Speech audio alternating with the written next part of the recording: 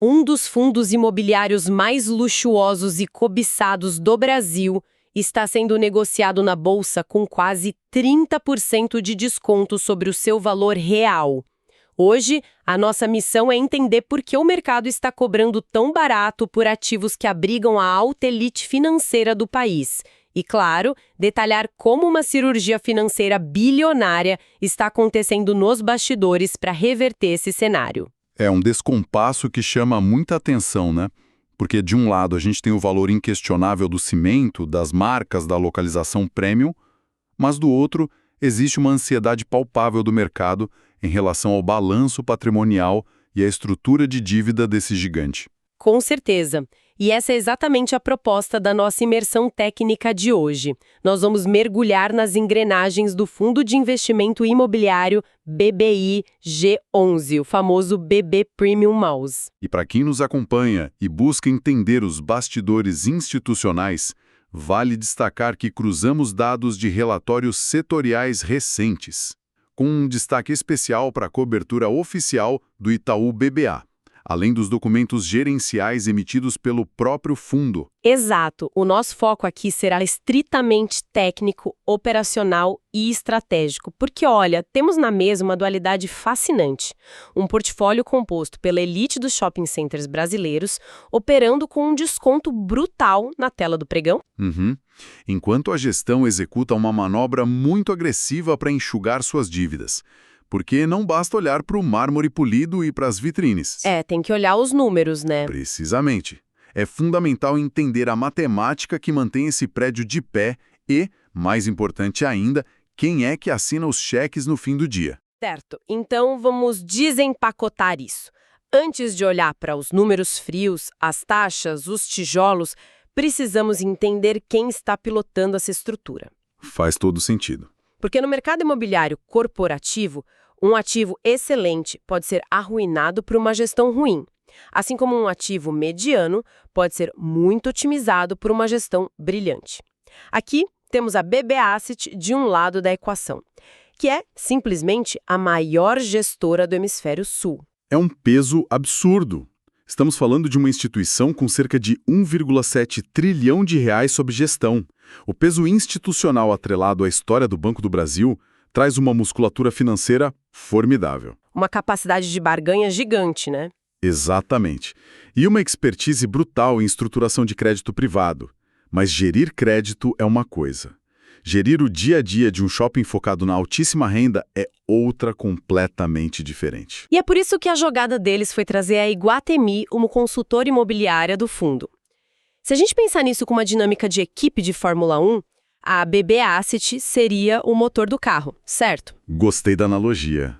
Ela fornece aquela potência bruta, a capacidade de conseguir crédito barato, a resiliência institucional.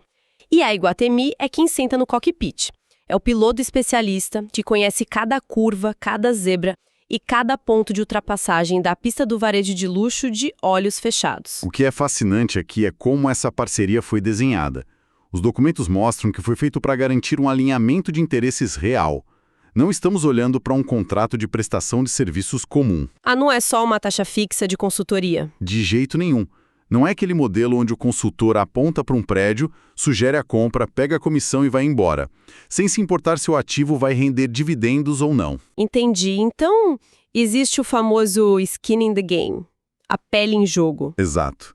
A estratégia opera de forma conjunta e com capital em risco de ambas as partes, onde a Iguatemi enxerga potencial de alta, o upside, e a BB Asset valida a estrutura de crédito por trás daquela aquisição, as duas investem juntas. Nossa, isso muda a dinâmica de originação de negócios do setor. Totalmente.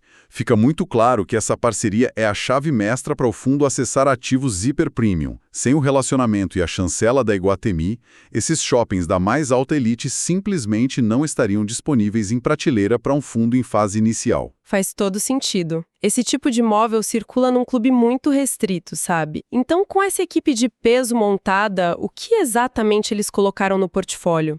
É aqui que entram as joias da coroa que justificam o premium no nome do fundo? E que joias, hein? Pois é. Os documentos gerenciais mostram a aquisição de uma participação gigantesca de 33,27% do Shopping Rio Sul, em Botafogo, no Rio de Janeiro. E além do Rio Sul, o portfólio conta com fatias estratégicas no Pátio Higienópolis, com cerca de 5,6%. E também no Pátio Paulista, com pouco mais de 18%. São 3 verdadeiros monumentos do varejo nacional. Sim, mas o caso do Rio Sul merece um destaque operacional imenso. As métricas indicam que ele opera com uma taxa de ocupação na casa dos 99%. Praticamente lotado. Mas espera, deixa eu fazer o papel da cética aqui. Se a tese principal de quem investe em imóveis comerciais geralmente envolve comprar algo com um pouco de vacância, dar uma reformada, encher de inquilinos e aumentar a receita, se o Rio Sul já está 99% ocupado, onde está o espaço para crescer? Essa é uma dúvida muito comum. Porque, assim, parece que o teto financeiro já foi atingido. Não tem mais loja para alugar. Isso levanta uma questão importante. E olha, é o ponto exato onde muitos modelos de análise erram ao avaliar shoppings de luxo. Essa premissa de que a valorização vem de preencher espaço vazio é corretíssima, mas para um galpão logístico. Faz sentido, galpão é puro metro quadrado. Exato. Num galpão, o espaço físico puro dita receita. Mas no varejo de alta renda, a engenharia de valor é completamente outra. O destravamento de valor não vem de encontrar qualquer inquilino para aquele 1% de corredor que sobrou. Ah, então de onde vem? O crescimento vem da reciclagem ativa do mix de lojas e da melhoria da ambiência. É uma palavra que o setor usa muito. Reciclagem do mix. Então, o foco não é preencher a loja vazia, é tirar ativamente a loja que paga pouco e colocar uma grife internacional no lugar. Precisamente. E é por isso que ter a Iguatemi no cockpit é vital. Para quem não está familiarizado com a mecânica, o crescimento de receita de um shopping funciona assim. Os contratos de aluguel geralmente têm uma parte fixa e uma parte variável. Que seria um percentual sobre as vendas daquele lojista. Isso, o fundo ganha mais quando o lojista vende mais. Ah, claro. Então, se você tem uma loja de roupas padrão ocupando 200 metros quadrados, vendendo camisetas de R$ 100, o fundo captura o percentual em cima desse volume limitado. Exatamente. Mas se a gestão retira essa loja e coloca uma boutique internacional vendendo bolsas de R$ 15 mil no mesmo espaço físico, o valor de vendas por metro quadrado dispara absurdamente. e a receita do fundo dispara junto sem precisar construir um único centímetro a mais de área bruta locável. Além disso, essa nova loja âncora de luxo eleva a tal da ambiência. Ela atrai um consumidor de maior poder aquisitivo para o corredor. O que atrai outras marcas exclusivas, imagino. Com certeza, que por sua vez aceitam pagar luvas muito maiores para entrar no shopping. É uma engrenagem de valorização contínua. É assim que um shopping com 99% de ocupação consegue, por exemplo, dobrar seu faturamento ao longo dos anos. Uma engenharia focada inteiramente em extrair mais valor do mesmo metro quadrado. Achei genial. Entendido o potencial operacional, aqui é onde a coisa fica realmente interessante. Nós acabamos de desenhar a imagem de um portfólio formidável, à prova de balas, com capacidade de crescimento interno. Uma verdadeira fortaleza. Sim. Mas quando a análise se volta para a tela de cotações da Bolsa, a fotografia revela um descompasso brutal. Os números do mercado secundário contam uma história bem diferente. Os indicadores atuais do Baby G11, consolidados nos relatórios, mostram o preço sobre valor patrimonial, o múltiplo PVP, rodando na casa de 0,73, e o dividend yield anualizado beirando os 12%. São números que chamam a atenção de qualquer um. Traduzindo isso para a vida real, pela cotação na Bolsa, o mercado avalia o fundo inteiro entre 600 e 690 milhões de reais. Porém, o laudo de avaliação física dos tijolos das participações reais no Rio Sul, Paulista e Higienópolis... Que é o valor patrimonial real da coisa. Exato. Esse valor beira R$ 1 bilhão, especificamente 940 milhões. A matemática diz que quem compra a cota hoje paga 73 centavos para levar R$ 1 de patrimônio de luxo. E ainda leva um carrego de 12% ao ano. Pois é, Mas o mercado financeiro não é conhecido por distribuir descontos de quase 30% por pura bondade, né? Se os ativos são tão bons, a única coisa que justificaria esse desconto é a estrutura por trás da aquisição. Aí você tocou na ferida. O fundo está afogado em dívidas para ter conseguido comprar essas participações enormes. O quão alavancados eles estão? Essa é a grande chave da análise de hoje. Esse desconto não é um erro cego do mercado, é uma precificação de risco muito racional. O relatório do Itaú BBA detalha que o BBIG11 possui um índice de endividamento geral na faixa dos 47%. 47% de alavancagem. Nossa! Isso significa que quase metade do patrimônio do fundo está comprometido com capital de terceiros. É um nível de alavancagem altíssimo para a indústria de fundos imobiliários. Para financiar a compra dessas joias no mercado, o fundo assumiu compromissos pesadíssimos de curto e médio prazo. As fontes mostram que o fundo carrega obrigações na ordem de 837 milhões de reais. E isso para ser pago até quando? Até o ano de 2027. E aqui entra a mecânica da dívida. Grande parte disso está estruturada em certificados de recebíveis imobiliários, os famosos CRIs, atrelados a taxas flutuantes muito agressivas. Tipo o quê? 100 e pouco do CDI? Exato, na casa de 103% do CDI. Para quem está visualizando isso na prática, ter uma dívida atrelada a 103% do CDI num momento de juros altos no Brasil é como ter um cartão de crédito flutuante gigante amarrado ao condomínio do shopping, certo? Perfeita analogia. Porque se a taxa Selic sobe, o custo dessa dívida engole todo o dinheiro que o shopping gera antes mesmo de virar dividendo para o cotista. O shopping pode faturar milhões vendendo bolsas de luxo, mas se a despesa financeira da dívida consome esses milhões, o fluxo de caixa livre despenca. E o cronograma de vencimentos é muito apertado. Os documentos mostram obrigações de 138 milhões de reais já para o primeiro semestre de 2026. Caramba, logo ali. Sim. E depois 148 milhões no segundo semestre e mais 153 milhões no começo de 2027. É uma montanha de dinheiro vencendo num espaço muito curto de 12 a 18 meses. E o mercado secundário olha para essa montanha, olha para o custo do dinheiro e simplesmente pune o fundo na cotação. O investidor exige um prêmio de risco elevadíssimo. Ele pensa, olha, eu só compro essa cota se for muito barata. Claro, porque o risco do fundo não conseguir pagar essas parcelas ou de um rendimento despencar por causa dos juros é real. O risco de crédito é o que está ancorando o preço em 73 centavos. Bom, o diagnóstico está claro como água. A qualidade do portfólio é a fortaleza, mas essa estrutura de dívida com vencimentos tão próximos é a bigorna amarrada ao pescoço do fundo. Então a gestão precisava de um antídoto, e rápido. Porque uma dupla como BB Asset e Iguatemi não ficaria sentada observando o calendário de pagamentos esmagar o fluxo de caixa, né? De forma alguma. E os movimentos relatados nas fontes mostram que a reação já começou, de forma muito pragmática. Os relatórios confirmam um ciclo agressivo de desinvestimentos. O BBIG11 começou a vender parte do que acabou de comprar.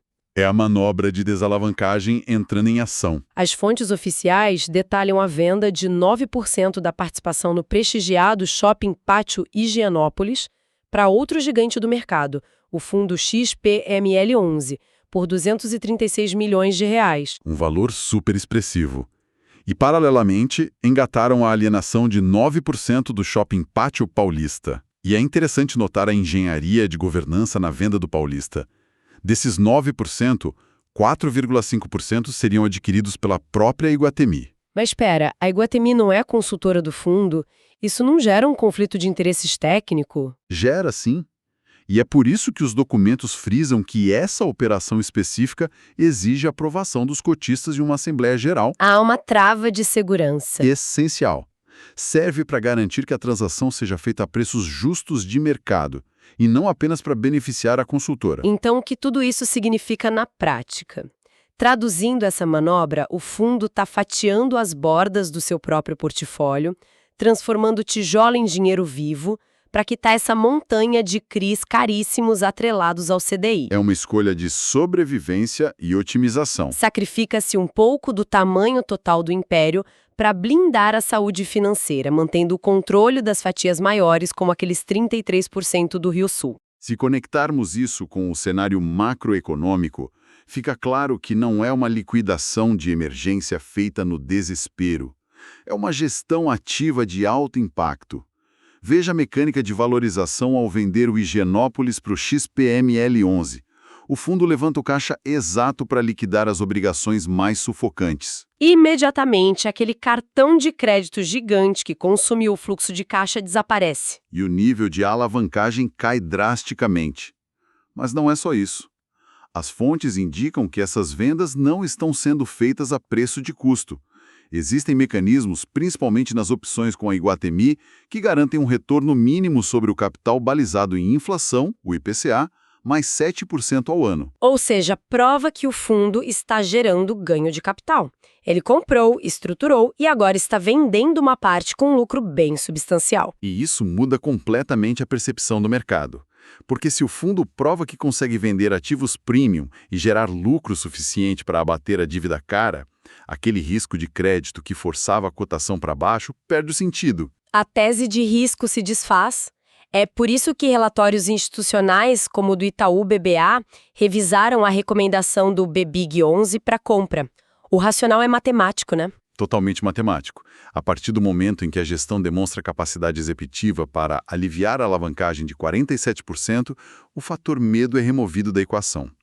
Sem o medo da dívida de curto prazo, o mercado tende a precificar a cota novamente para perto do seu valor patrimonial real. Aquele desconto de 30% tende a fechar. É um xadrez financeiro jogado em altíssimo nível. Com peças muito pesadas. Para sintetizar o quadro que analisamos hoje, o BBIG11 é um verdadeiro estudo de caso de estresse e otimização. No coração do projeto, temos um portfólio invejável dominado por ativos maduros e de luxo. E no comando, gigantes corporativos combinando o poder de fogo de crédito da BB Asset com a visão cirúrgica de varejo da Iguatemi. O grande gatilho para o investidor é observar a execução milimétrica dessa redução de dívida que está transformando um balanço pressionado em uma máquina estabilizada de dividendos. O foco da gestão agora é limpar o balanço para que a qualidade orgânica do imóvel brilhe sem interferências. E, conectando todos esses movimentos bilionários de compra e venda de fatias de shoppings, eu deixo uma provocação conceitual para quem nos ouve refletir. Estou atenta.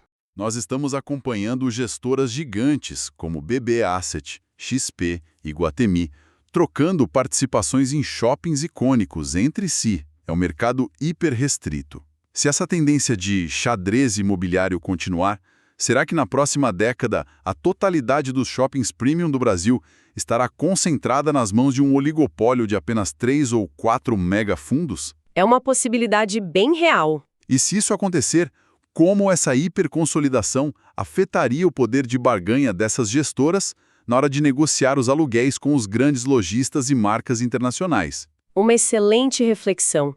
A concentração de poder no mercado imobiliário pode reescrever as regras do varejo físico de luxo muito em breve. E é com essa visão de longo prazo que ficamos por aqui com a nossa análise de hoje.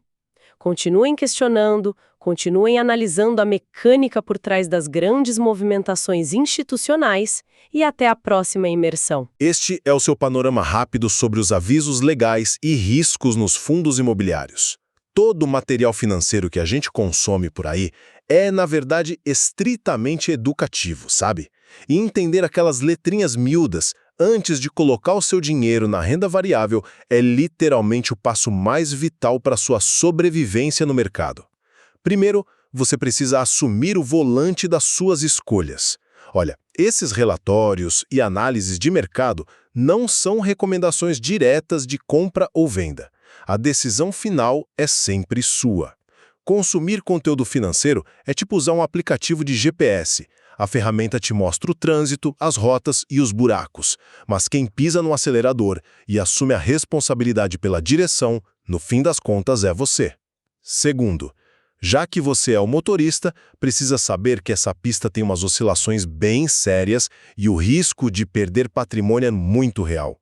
Os FIs, que são os fundos de investimento imobiliário, pertencem à renda variável. Então, eles sofrem com falta de liquidez e vacância. Mas, vem cá, e se o imóvel do fundo ficar vazio do nada, ou o inquilino falir? Pois é, esse prejuízo vai direto para o seu bolso, podendo resultar na perda parcial ou até total do seu capital investido. Terceiro, esquece logo essa ilusão de que existe uma rede de segurança mágica. Se houver perda, os fundos de investimento não contam com a proteção do FGC, aquele fundo garantidor de créditos. Aí você me pergunta, mas esse fundo pagou dividendos maravilhosos dos últimos 12 meses, é ganho certo, né? De jeito nenhum. Rentabilidade passada nunca garante resultados futuros, e olhar só pelo retrovisor não evita os acidentes que estão logo ali na frente. No mercado financeiro, a sua única e verdadeira rede de proteção é o seu próprio conhecimento.